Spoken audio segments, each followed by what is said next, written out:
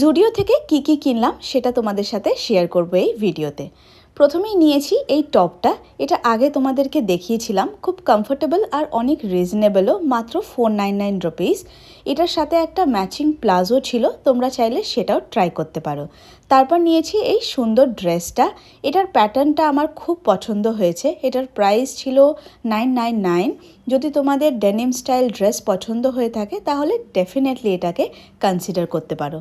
এরপর নিয়েছি টামি টাকার। এটার প্রাইস অ্যারাউন্ড 350 রুপিস। এটা খুব এফেক্টিভ, শেপটা অনেক সুন্দর করে দেয় আর পরলে কমফোর্টেবলও লাগে। আর নিয়েছি দুটো নেল পলিশ, একটা হোয়াইট আর একটা গ্রিন শেডে।